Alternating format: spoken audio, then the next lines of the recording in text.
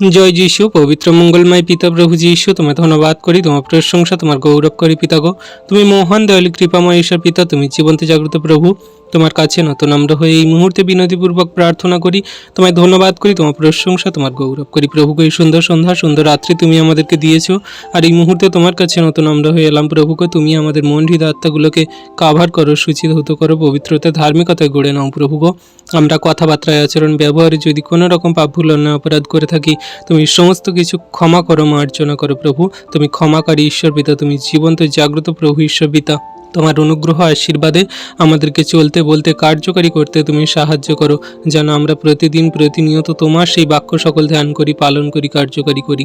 আমরা পথে ঘাটে দেখি কত মানুষজন প্রভু, তারা অভুক্ত থাকে, তারা সেই পথে ঘাটে চলে, তাদের সেই বাড়ি নেই, বাসস্থান নেই প্রভু গো। তাদেরকে তুমি আশীর্বাদ করো, তাদের সুন্দর বাসস্থান, ঘর বাড়ি এবং তাদের খাদ্য, বস্ত্র, অন্ন দিয়ে তুমি আশীর্বাদ করো, তাদের সঙ্গে সাথে থাকো। কত মানুষজন তারা পথে ঘাটে চলে প্রভু গো, তাদের তুমি সুরক্ষিত প্রদান করো, তাদের বাইরে যাওয়া, ভিতরে আসা রক্ষা করো।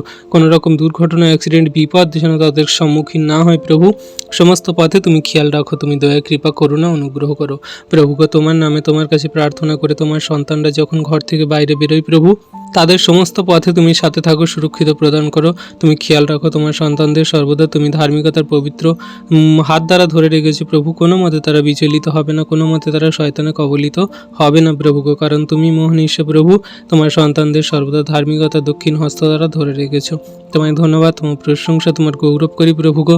তুমি মহান ঈশ্বর, তুমি দয়ালু কৃপাময় পিতা, তুমি প্রেমের প্রভু।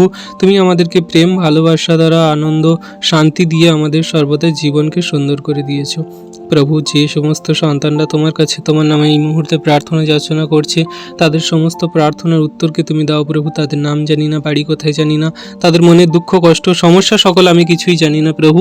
তাদের সমস্ত কিছু তুমি দেখো, শোনো, উত্তর দাও প্রভু। তাদের জীবনে মহিমা কার্য সাধন করো প্রভু।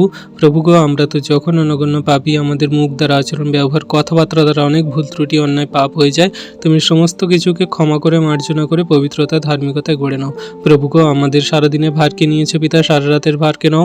যে সমস্ত সন্তানরা বাড়িতে এসেছে, প্রিয়জনের সঙ্গে মিলিত হয়েছে, যারা এখনো পর্যন্ত বাড়িতে আসতে পারেনি, তাদের সেই গন্তব্য থেকে বাড়িতে আসতে সাহায্য করো, প্রিয়জনের সঙ্গে মিলিত হতে সাহায্য করো। তুমি দয়া, কৃপা, করুণাকারী ঈশ্বর পিতা, সমস্ত পথে তাদের সাথে থাকো, আশীর্বাদ, অনুগ্রহ করো।